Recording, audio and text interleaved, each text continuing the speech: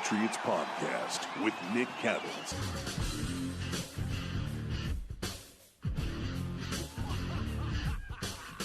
Okay, so maybe you know, maybe you don't know, but I'm a Notre Dame fan. So I'm trying to not think about Brian Kelly bouncing. But hey, college football is college football. The crazy college football coaching carousel is especially nuts this year. Lincoln Riley going to USC, Kelly going to LSU.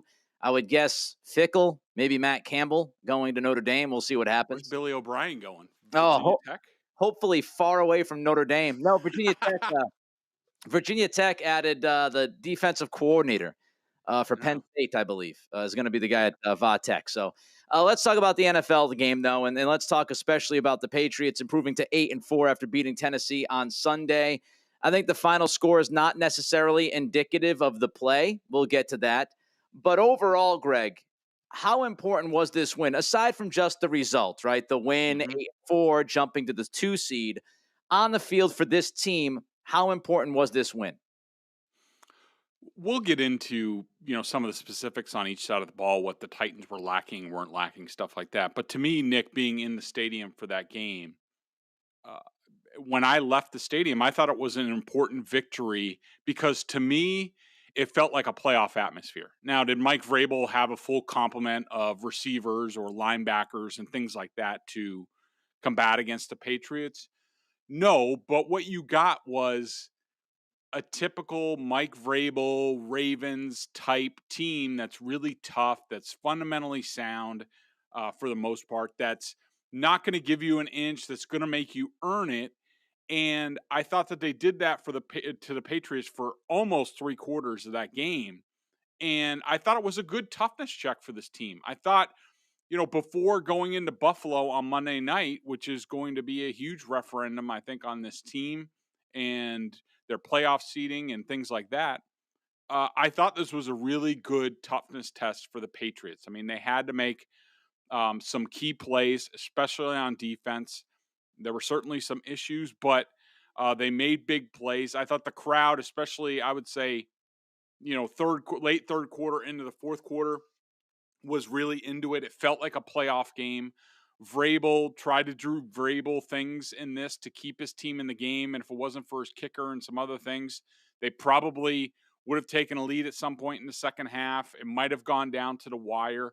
But I thought in general, this was a really good sort of primer, training wheels for some of these new Patriots on this team for what it's going to be like in the postseason. So that they eventually distance themselves from the Titans, I thought that was very nice. But overall, I thought it was an important victory that they needed. That's sort of a toughness check for a lot of these guys, and I thought they all passed it with flying colors. Yeah, I think it was a lesson that, not everything is going to go your way when things that you depend on, like the run game and recently the run defense, when those things start to fall apart and you don't have those go-tos, how do you react?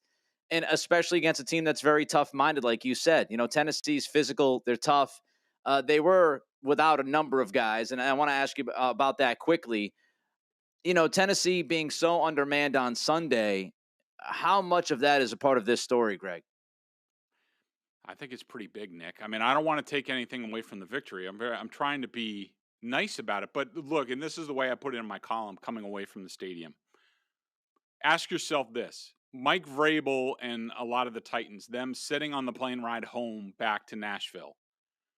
And when they thought about this game and possibly seeing these guys from in the playoffs, do you think they came away from this team feeling better about their chances or worse about their chances? To me, if I'm the Titans and I know I might get A.J. Brown back and Julio Jones and possibly Derrick Henry and, David Long, their linebacker, and there's Rashawn Evans, another linebacker of theirs. I don't think, though, Bud Dupree will be back this year. But anyways, if you're sitting there and you're thinking about if we meet these guys again in the postseason, how do we feel off of this game? To me, clearly, I think the Titans feel if we get another shot at these guys with some of our guys, we feel really good about where it's played. Nashville, New England, we don't care. We don't care the weather. We feel good about what we can do because we didn't even play that well in that game. 2 practice squad running backs fumbling. Tannehill's play was nice. And some of the plays they had on defense, the Kendrick Bourne touchdown, for example, we get another shot at these guys, we feel really good about where they are. So that's how I would answer that. I agree with you. I mean, I was watching the game and I tweeted this at some point during the game. I kind of shudder to think about what this defense would look like if Tennessee was healthy. If you have A.J. Brown out there, if you have Derrick Henry. Now, I'm less concerned about A.J. Brown, frankly, because I think you can defend Tannehill. But without Derrick Henry, Tennessee absolutely looks at this and says, oh, well, we ran that well against that run defense, which we'll get into a little bit later and dive deeper into it. But I think overall, when you look at this loss for Tennessee, they say, yeah, I mean, we were undermanned. We were on the road. And, we were nip and tuck with those guys for 2.5 quarters. Like, you got to feel at least pretty good about that if you get healthy. It's a huge if, of course, especially with Derrick Henry. But I agree with you as far as how Tennessee likely feels after that game. Let's talk about Mac Jones. What'd you think of his performance? Yeah, coming out of the press box, and I actually had him as a down in this game. I got a pretty strong reaction, but a viewing of the coach's film reinforced what I thought coming out of the press box. I thought that Mac Jones, I don't think he was bad in this game, and that I put him as a down, and I haven't quite decided whether to put him as a down in this game or not. He's borderline. Look, the quarterback position gets a lot more responsibility. They get celebrated more, they get criticized more. And I don't really care what his stats are at the end of the day. I thought that a lot of his yardage was fluffed. PFF has it as 53% came after the catch. Some of that has to do with Mac Jones putting it in a nice spot. But for me, going back and watching it, and I just grade the film. Okay, this is what the film tells me. It's what the film has told me for 10 years. It's no difference than the way I graded him last week when I thought he had one of his better games, and this week. And I don't look at the stats. I don't look at the score. I look at each individual play, and I say, on that play, could each player did they do their job or did they not do their job? And in this game, I had Mac for 4 positive plus plays, which is above average plays. Including the Kendrick Bourne touchdown, which was spectacular. I had him for 12 minus plays in this game. And to me, it was the lowest rated game that I had for Mac Jones. Pro Football Focus had a similar grade. I concur with what they had. They had him as his lowest rated game of the season. And am I concerned about anything? No, I didn't think there was nothing major that he did wrong in this game. Yes, he had 3 turnover-worthy plays, which for him, I think he probably had about 10 or 12 coming into this game. I had him for 3 in this game. That's a little bit concerning. Will there be questions about him in the cold weather? Yes, but I have no evidence to suggest that his performance on Sunday was cold weather related. I'm neutral on that. I can't tell you either way whether he can do it or not, because this could have just been a coincidence. We'll see in Monday night in Buffalo, because the weather will surely be difficult there. We'll see how he does against a better defense. So, look, I did not think Mac Jones was great in this game. That is not a take. This is a fact-based analysis. I challenge anybody to come up with 4 plus plays for him outside of the ones that I have. Trust me, I strain to get the 4, and I look for them. I do not like coming on after a 23-point victory and criticizing the quarterback who completes about 80% of his passes. I understand where people are coming from. I understand that they think I look like an idiot. I get it. If I was a fan, I probably would too, but just trust me on this. I've been doing this for many years. I'm not saying I'm right, even though I checked with some people, and let's just say my grading is not far off from actuality. And, it sort of is what it is, but I'm not overly concerned. There was nothing in this game where I was like, oh, well, Mac's not doing this. He was a little bit high on some stuff. And Nick, probably the biggest, and I didn't realize this until I went back and watched the film. Probably the biggest issue that I had in this game with him was right before halftime. That final drive, where they end up, Nick Folk misses the field goal. I didn't realize it in the moment till I watched it on film. He throws a high pass to Nelson Aguilar along the sidelines that he has to stop and jump for, which causes him to be tackled inbounds. Patriots have to use their final timeout there, where an accurate throw, Nelson just catches it and takes 2 steps out of bounds. They're fine. Then the final play, sprint right. Jacoby Myers is wide open, like forever on the play. And Mac Jones throws it entirely too late. Jacoby Myers goes out of bounds, and it causes them, basically Mac Jones himself cost them 3 points on that drive. So, look, he wasn't great in this game. I don't care what his stats say. I think he needs to be better in this type of game down the stretch. If this team is a contender, which everyone thinks they are, I think they are. And he's no longer a rookie. So, yeah, I grade him just like anybody else. Yeah, I don't think I could disagree much with the overall thought about how he played. I didn't think he was great. He also cost me a good amount of money by missing Hunter Henry on that touchdown. That's besides the point, a little selfish out of me, but I would have hit 2 bets on that one throw. Thanks, Mac. But when you look at the game, I tend to agree with most of what you said, and I'm not surprised. I'm not. We talked about this last week for a couple of minutes. I know you did the full, more in-depth look at it with Greg Cosell later on in the week. But when you and I discussed it, I talked about Tennessee's defense, and I know they were missing guys, but still, even without guys that they would love to depend on, this defense is still tough. So I looked at the Tennessee defense. I looked at Mike Vrabel, how he's familiar with what the Patriots try to do. He knows what they're trying to do with Mac Jones. And Tennessee was able to take away the New England run game.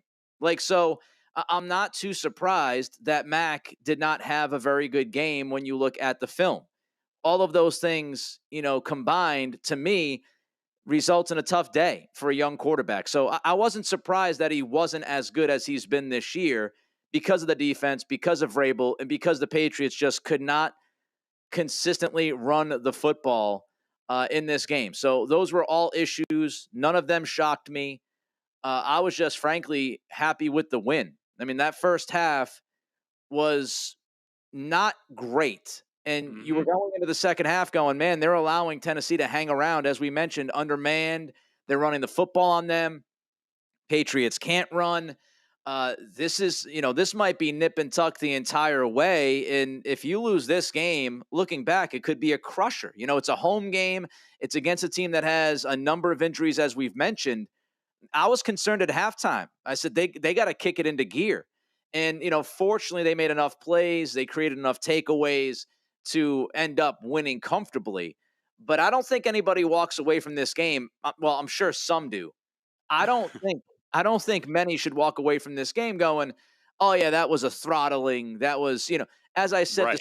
as I said to start the podcast, I don't think the final score was necessarily indicative of the play. And they made enough plays, but Mac wasn't great. Their run game was non-existent, and they could not stop the run against 2 practice squad running backs when Tennessee had no wide receivers to speak of. So, I mean, when you look at it with context, I don't think you walk away feeling like, oh, yeah, they got it all figured out. And I think the national media will talk like that. Yep. And I saw some of it yesterday because they don't watch the damn games. They just see the final score. They look at the stat sheet, some of them, not all of them, but some of them. Watch a guy like Dan Orlovsky. He actually watches the film. But I think you walk away and you say, all right, well, yeah, it was a good win. It was a tough win. It was not necessarily, we just cruised on by and everything went great, which I do think actually in the long run will help this team. Nick, real quick, I just wanted to say, like you talked about it during the game and in the moment, like, for about, first half and like halfway through the third quarter, like people were all over my Twitter feed saying like, what's wrong with Mac? Why is he throwing the ball high? Is this a cold weather thing? Does he need to use a glove? And then all of a sudden, they tack on a late touchdown. Ryan Tannehill does Ryan Tannehill things throwing. We talked about it coming into this game. He's thrown an interception in every single game he's played in Gillette, and he did it again on 4th down. I mean, great play by the Patriots defense, but that what happened late does not wash away what happened earlier. And you're absolutely right. I mean, the run defense getting gashed like it did. If we talk about, you and I have talked about it for a long time about, And I'll come on here and I'll be all glee, just like in the Super Bowl, the Chiefs Bucks Super Bowl. Why did the Chiefs lose the Super Bowl? Their offensive line stunk. We talk about it. Come the big playoff games, how do you do up front winning the battle in the trenches? And can you control the line of scrimmage? The Patriots couldn't stop the run, and they couldn't run the ball at all, which had a trickle-down effect on Mac Jones. You're absolutely right. They did pass block pretty well. There wasn't much pressure. But, you're right to say if you're a realist Patriots fan, you just take the win and move on and don't, look for any accolades from it, because if the Titans had any semblance of a team, they would have taken the lead at some point in the third quarter, and they gave you all you could handle until they ran out of steam. But I think you make completely valid points. I will say this before we move on to three things we feel good about and not so good about. Here's the good thing, the good news for Patriots fans. I don't know if there's any other team in the AFC that could do what Tennessee did against this Patriots run game. Mm-hmm. Yep. And I also think the Tennessee run game is very difficult for the Patriots. When you look at the rest of the AFC, Buffalo has not run the football well. They have not stopped the run well, especially against good running teams. Kansas City, Andy Reid does not commit to the run. I think they can run the football better than people think. They just don't call for it enough. They're in love with Patrick Mahomes. I get it. Andy Reid doesn't commit to the run. Kansas City, I'll believe it when I see it if they can slow down this Patriots run game. And you look at, the other teams, right? I mean, who's afraid of any of these other teams? Vegas is all over the place. Jekyll and Hyde act. You look at Pittsburgh, they can't get out of their own way defensively. Cincinnati has had a bunch of, ebbs and flows this season. Joe Burrow, I like, but he turns the football over a lot. And so Joe Mixon is an issue, but I think you can score on that defense against Cincinnati. I mean, you look up and down. I'm not shaking in my sneakers about the Indianapolis Colts. I think they're a good team. Jonathan Taylor obviously is going to be an issue, and that concerns me down the road. Patriots might give up 250 against Taylor.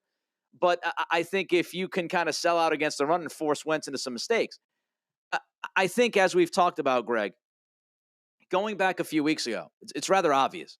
The AFC is wide open. So when you have a chance to win a game like you won on Sunday, like you said, you take it, you run with it. And then you look into the future and you say, well, we can, if you're the Patriots, we can beat any team. But if you're going to be realistic, you could also lose to many teams in the playoffs if you don't play your best. So that's just the kind of season it's going to be. And we've got to get used to that idea. And the NFL as a whole, I mean, even in the NFC, that the top tier, I think, is better than the AFC for sure. But you're seeing teams like, Washington last night, Philadelphia kind of hanging around. All of a sudden, San Francisco's got it going. They win 3 in a row when everybody thought they were dead. It's a weird season. So just hang on tight, go game by game. And like Greg and I said last week, this 4-game stretch with Tennessee, Buffalo twice, and Indy, if you look back and you finish 2-2 during that stretch, take your 9-6, Jacksonville, Miami, hopefully you finish 11-6. That's the point. All right, 3 things we feel good about. Go ahead, Greg. The receivers for me, number one. I thought they were tremendous in this game. You can lump Hunter Henry in there. Even Jonnu Smith did a little bit more, even though I did put him on. I'm still on my worry list because he still looks like it looks like somebody's throwing him a baby when he's catching some of these balls. Like he stops his feet and or he's like one of those Pike's Place market guys, like getting a trout or whatever the hell they toss there in Seattle down. Like he's just got to stop and make sure he catches it. Yeah. But I thought the receivers made Mac Jones look a lot better than he was. Even Jacoby Myers, I didn't give him as a drop, but Mac Jones threw that high pass and basically got Myers belted, and he still almost came up with it. Myers came up with that ridiculous catch that was really underthrown to Jacoby Myers, where Kevin Byard basically overran it. He actually made a very smart play. He talked about it after the game, where he said that he undercut it because he saw Myers stopping and he didn't want to get defensive pass interference. So he caught underneath him, hoping to get a piece of the ball. And it was basically the ball was so severely underthrown for Mac Jones that it basically took Byard out of the play. But Jacoby Myers made a ridiculous catch there. So I feel number one, I feel really good about the receivers. Number two, I feel really good about the Patriots forcing more fumbles. You and I talked about this, especially earlier on in the season, where NFL coaches sort of look at forced fumbles as a speed indicator for your defense. And I think that they picked that up tells me they're playing a lot faster. And you'll notice a lot of the guys that are doing it outside of Tavon Godchow, the Kyle Duggars and people like that, and J.C. Jackson, they're some of your fastest guys. And so I think they're getting to the ball with more violence and more impact. And my final thing that I feel good about, the interior offensive line. I thought, look, it doesn't show it in the run. This is another thing where, whoa, look at the stats, you moron. They didn't run the ball very well. How could they have been? I thought the interior offensive line, the three guys in there, were spectacular. I thought they did a great job against Jeffrey Simmons, which we've come to expect from there. If there's one really good guy up front, they're going to take care of him. Simmons made some ridiculous plays down the field and towards the sideline coming from his defensive tackle position. It probably saved some touchdowns and some first downs for the Patriots. But I thought the guys inside were great. The running game, I thought it was more of an edge issue, and we'll get into this a little bit more, but I thought that I didn't think Trent Brown, a lot of their issues on the offensive line were surprisingly, to me, coming into this, I had no idea this was going to be the case, was Trent Brown centric, and I don't know what to make of that, if anything. Well, he's got to get better. That's what I make of it. If he's that bad, if you're telling me, and again, I'm not breaking play by play down with offensive linemen, so I'll take your word for it. If he struggled that much, he's got to get going a little bit. I'll just say a couple of quick things. You mentioned Jonnu Smith. It was nice to see him involved with the offense as much as he was. And I know it wasn't a ton, but honestly, when you compare it to prior games, I would like to see him involved in the mix more as we move forward, because I still think he's a weapon. If he catches the football, I think he's dangerous with the football in his hands. He can make plays. And so I want him involved more. It was nice to see him involved a little bit more. Kendrick Bourne is now becoming a stud.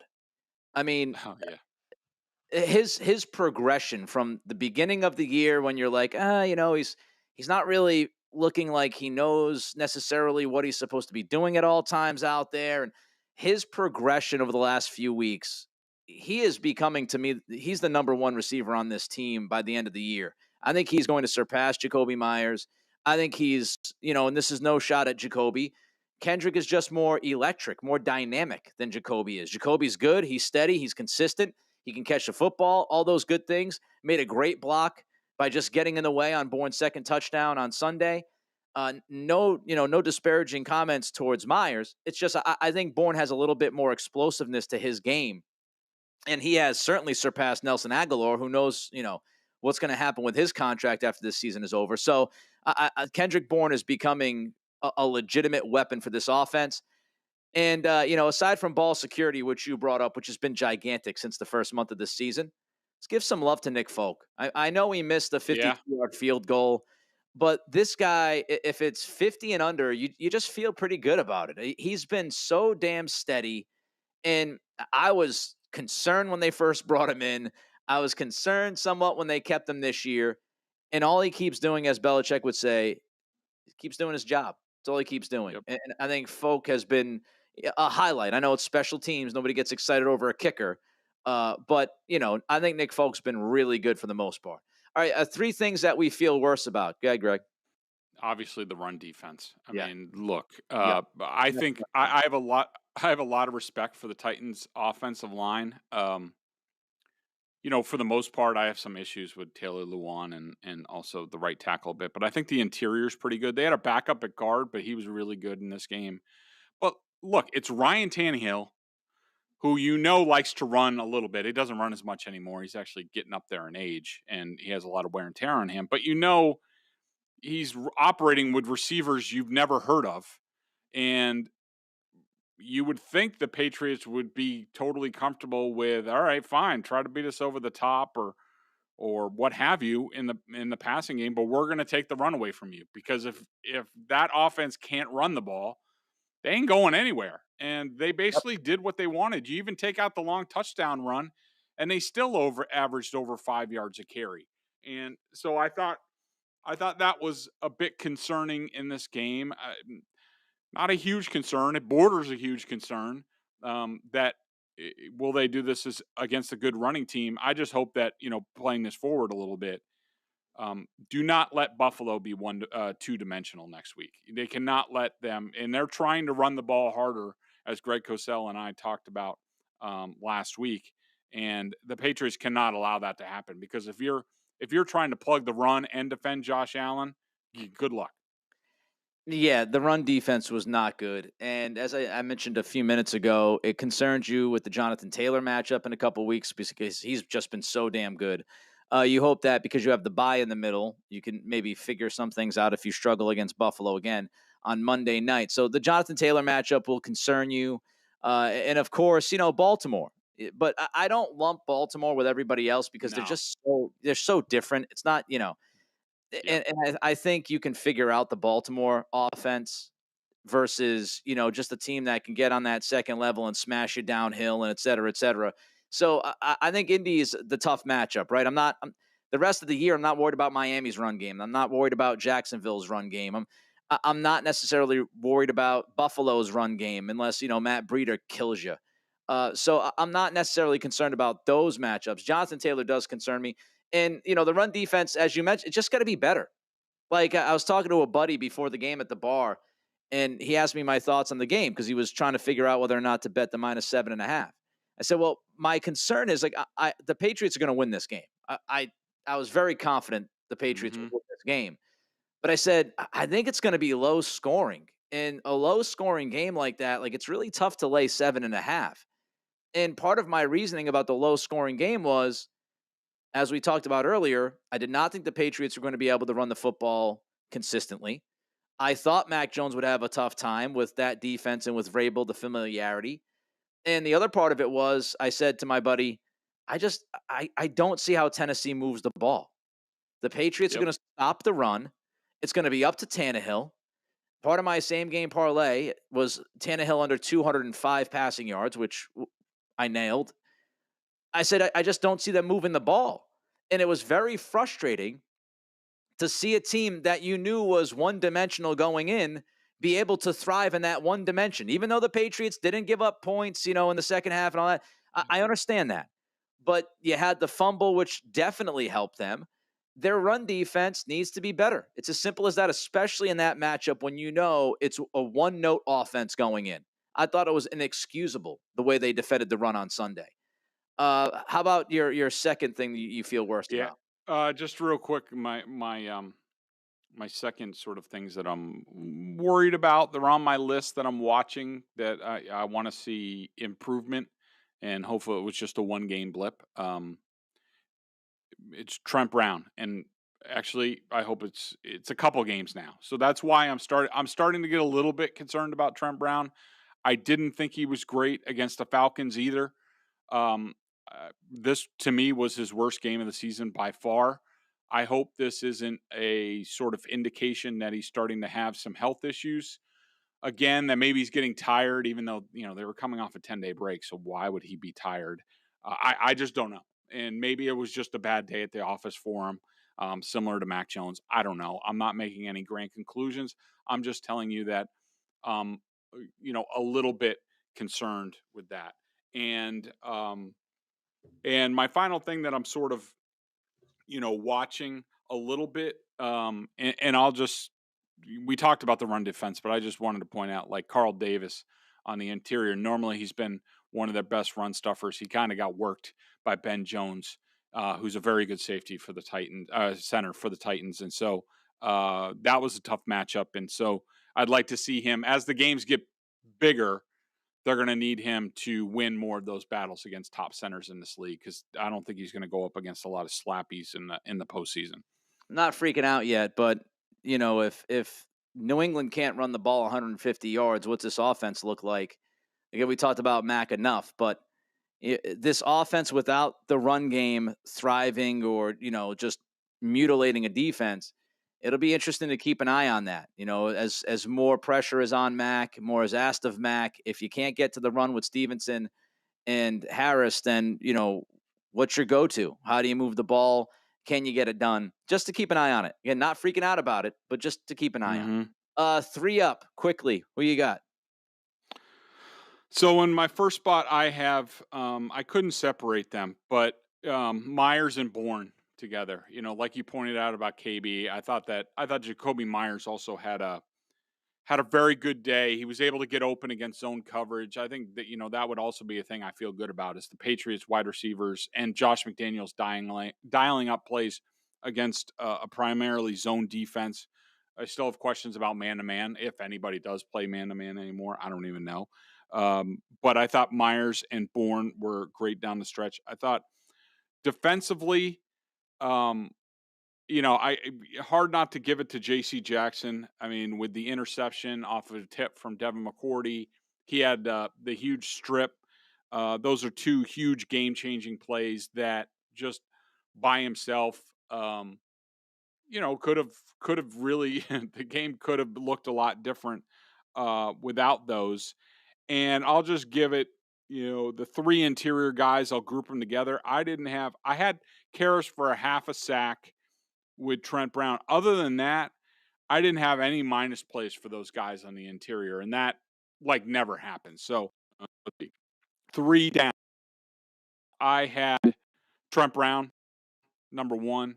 We talked about I had Carl, number 2, and yes, I'm sorry, I'm keeping Mac Jones in the down. I thought in terms of plays he'd like to have back, he was one of the leaders on the team. Look, it's harder. It's harsh. If he played Beaver or something, I probably would notice. But it's the quarterback position. What's Tom Brady always say? Quarterbacks get praised the most.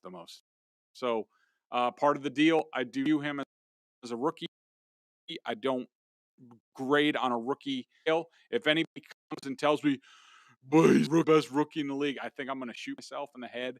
We all knew Mac Jones was going to be in the best position as a rookie quarterback, and a lot of those other guys were going to crap teams, crap coaches, and crap situations. And Mac Jones, if he Mac Jones and took the ball, he was going to be the best rookie year. He has been. Good for him, as we've seen with Mac. Kid always wants us back. The BostonSportsJournal.com member question of the day. Check them out at BSJ. $39.99 on their annual plan. You get top-notch analysis of all the Boston pro sports. How about Jake DeBrusk asking for a trade? They should have traded him in the offseason. And then you also get a membership with BSJ. You get all the great analysis from Greg Bedard. He does on the coaches film, direct access to him, and weekly chats as well. Greg, what is the question of the day? So it's not really a question. It's more me just sort of answering the members. Let's just say the members were not happy with my Mac analysis. And I just there's a couple things I just wanted to get off my chest. And trust me, I could go similar to other paid outlets. I could go full homer. And I think I should have earned the respect that I at least am going to give you my opinion. It's going to be straight, and it's not going to be and the other means when people say, "Well, you're becoming increasingly negative." Look, you can't have it both ways. When the Patriots were 2-4, and when people were criticizing Mac Jones, I stayed the course on the Patriots. I said, I have not altered my prediction on the season, which was 11-6. I have not changed course. I pushed back against a lot of Mac Jones criticism, saying that, look, it was very early for him and other reasons, like he wasn't getting pass protection. His receivers didn't know what he was doing. So you can't have it both ways. You can't like me defending Mac Jones early on and the Patriots early on in the season, and then when things are going well for them, still being honest with you about where they are. I just think that, look, I love you guys. I respect you. I am eternally thankful for you guys. Me and my family are. But, don't push back on criticism. If you have criticism at BSJ, we deal in facts. All right. I will print on BSJ all my plus plays, all my minus plays. I challenge our members to go on there into the comments and give me other plays where Mac stood out. he was above average on the plays. I'm happy to take a look at them. I'm happy to add them to the list. But I think if you really go back and watch the game, you will see this was a fact-based, film-based analysis. And that's what I have done every day for about 10 years since we've had access to the film. So appreciate you guys. Just, if you're going to criticize me, just, stay in reality. Just the Felger stuff, the saying that I'm becoming negative, I'm not. I think I'm pretty consistent, and I think I've earned that over the years. Well, there you go. I'm glad we provided you the chance to kind of get that off your chest. We got a big game coming up Monday nights at Buffalo. We'll be back later on this week to take a look at that matchup, our thoughts, who we think is going to win, et cetera, et cetera. It is a big game. I don't think it's as big as some people are making it to be, though, because, of course, you then play them in New England. So, I mean, if you split, you split. You still survive. I think if the Patriots lose on Monday night, people are going to lose their minds for no reason. But it is a nice little litmus test on the road. The weather will probably not be great because it's Buffalo. Mac, as Greg mentioned, coming off of, his worst game of the season, looking at the film. That's how Greg feels. I don't think he was very good. How does he respond? He has shown us in the past that he always responds. Will that be the case again on Monday night? We'll see. It's a big matchup. It's a fun matchup. We'll talk about it a little bit later in the week. He's Greg. I'm Nick. Till then, be good.